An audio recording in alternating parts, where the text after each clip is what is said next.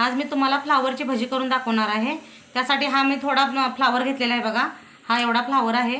याचे मी तुम्हाला भजी करून दाखवणार आहे। तर आपण त्याची रेसिपी पाहूया।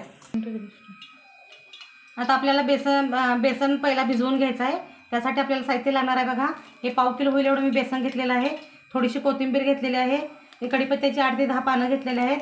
चवीनुसार आपल्याला जिरं वापरायचं आहे, त्यामध्ये थोडासा ओवा वापरायचा आहे आणि थोडासा खायचा सोडा वापरायचा आहे आणि चवीनुसार मीठ पण वापरायचं आहे आपल्याला। आता आपल्याला प्रथम आपल्याला हे पीठ भिजवून घ्यायचं आहे।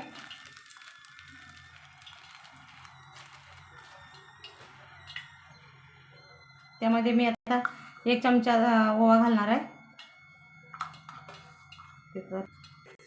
हा थोडासा अशा प्रकारे आपल्याला ओवा हातावर घासून घ्यायचा आहे, त्यामुळे याचा सुगंध छान येतोय।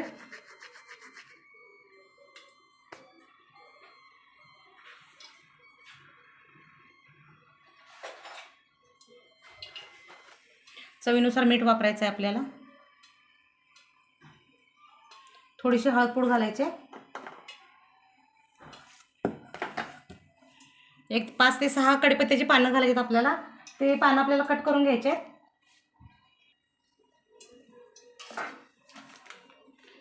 आपल्याला किंचितच खायचा सोडा घालायचा आहे, नाहीतर तेल जास्त सोडा जादा झाला की तेल ओढते जास्त, त्यामुळे सोडा थोडासाच वापरायचा आहे आपल्याला।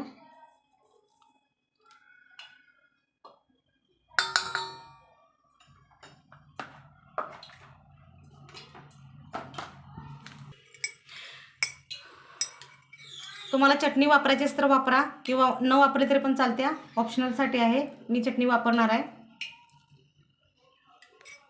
1 फुल चमचा चटणी वापरलेली आहे मी या चमच्यानं। आता आपल्याला हे पीठ भिजवून घ्यायचं आहे।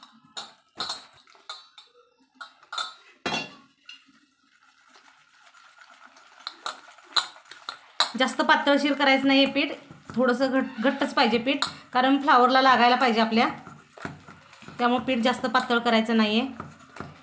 आता यामध्ये आपल्याला वरून कोथिंबीर टाकायची आहे बारीक चिरून।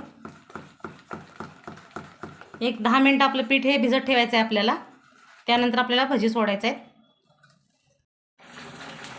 बघा आता आपल्या ह्या पिठामध्ये आपल्याला आपली कोथिंबीर वापरायची। आपण बेसन 10 मिनिटं भिजवून ठेवलेलं होतं। आता आपण ह्याचं भजी तयार करून घेऊया। आता बघा मी भजी सोडणार आहे तेलामध्ये। आपलं हे तेल तापलेलं आहे कढईत।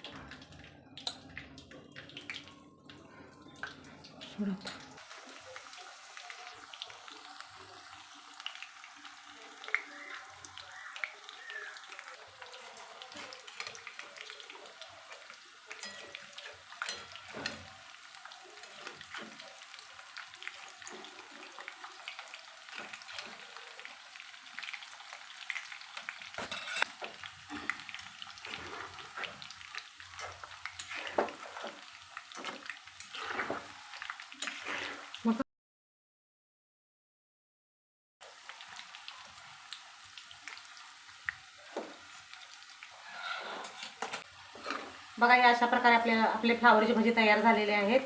तुम्ही लहान मुलं जर तुमचे फ्लावर खात नसतील तर अशा प्रकारे तुम्ही फ्लावरची भजी टोमॅटो सॉस संगत देऊ शकता मुलांना।